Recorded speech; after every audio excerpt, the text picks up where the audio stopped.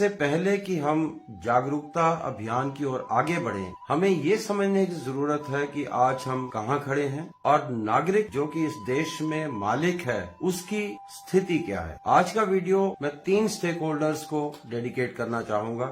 सबसे पहले हमारी नवनिर्वाचित सरकार जो व्यवस्था परिवर्तन के ऊपर आगे बढ़ने का प्रयास कर रही है, मेरे सहयोगी अधिकारी और कर्मचारी जिनके ऊपर सेवा को देने के लिए जिम्मेवारी है, और तीसरा नागरिक जो इस देश के मालिक हैं और जिनके पैसे से सरकारें चलती हैं और जिनके पैसे से हमारे अधिकारी कर्मचारी या स्कीमों को फंड किया जाता है। आज हम ये सबसे पहले ये समझें कि आज नागरिक कहाँ खड़ा है, उसकी स्थिति क्या है। हम अक्सर देखते हैं कि जब भी हम धर्मशाला नहीं, हिमाचल नहीं, हिंदुस्तान के किसी भी कार्यालय में जाएं, तो नागरिक को अपने ही ऑफिस में जाने से डर लगता है। जब हम सर्विस की डिमांड करते हैं और अगर हम बिना किसी सिफारिश के, बिना अपना स्टेटस बताए किसी भी ऑफिस में जाते हैं, तो हमारे को ऐसा महसूस नहीं होता कि हम हमारा अपना अधिकार मांग रहे हैं, बल्कि हमें ऐसा महसूस होता है कि हम एक भीख मांग रहे हैं। और जो आदमी हमें सर्विस दे रहा है वो इस बात का एहसास करवाता है कि हम अधिकार नहीं है हमारा, और जो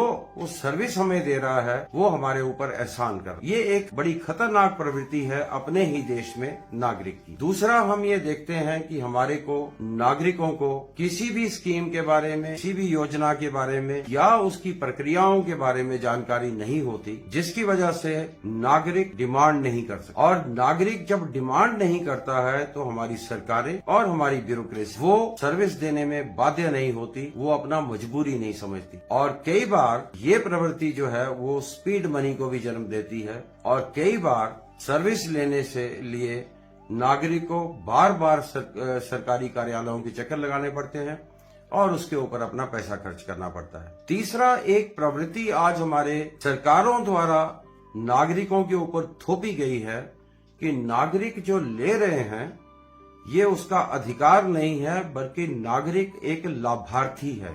असल में नागरिक लाभार्थी नहीं है।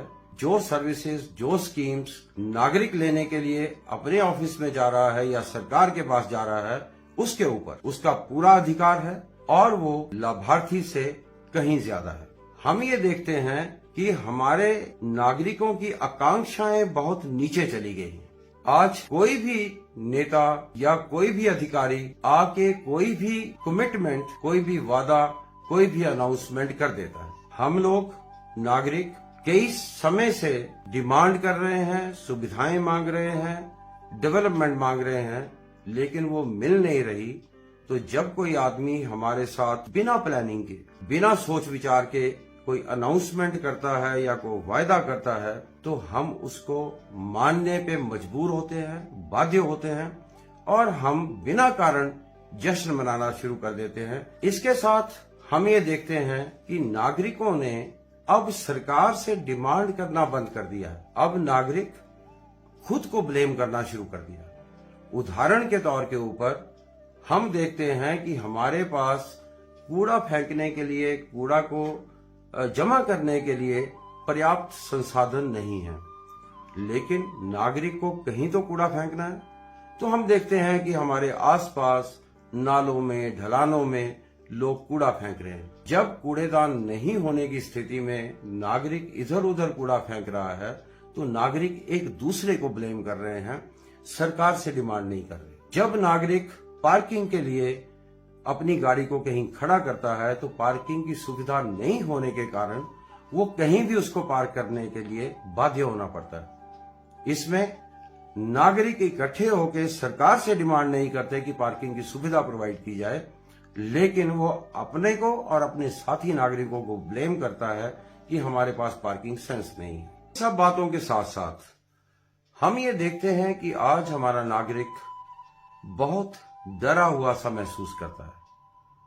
नागरिक व्यक्तिगत संबद्धताएं जो होती हैं, उनकी जो पॉलिटिकल या किसी आदमियों के साथ अलाइनमेंट की वजह से वो अधिकार जब उसको नहीं मिलते हैं, या वो अपनी आंखों के सामने अपने पैसे का, धन का दुरुपयोग होते देखता है, तो उसकी शिकायत नहीं करता। उसके मन में डर रहता है कि इसका मेरे को नुकसान हो जाएगा, और ऐसा होता भी है। इसलिए आज हमारा नागरिक जो है वो एक डरी हुई स्थिति में है, जो सुविधाएं नहीं मिलने से भी कंप्लेंट नहीं करता। तो ये सारी की सारी जो विकृतियां हमारे गवर्नेंस सिस्टम में हैं, हमारी व्यवस्था में हैं, इन सभी चीजों को समझने की जरूरत है और नागरिकों को इसकी ओर ध्यान देने की जरूरत है, ताकि जैसे जैसे हम सशक्तिकरण अभियान की तरफ, हम जागरूकता की तरफ आगे बढ़ेंगे, तो हम समझ सकें कि इन स्थितियों से नागरिक बाहर कैसे आ सकता है। और जब हम एक एक स्कीम के बारे में, एक एक प्रोसेस के बारे में जानकारी देंगे, तो नागरिक को पूरी जानकारी होगी कि वो इस स्थिति में क्यों है और ये विकृतियां हमारे सिस्टम में क्यों एग्जिस्ट कर रही हैं।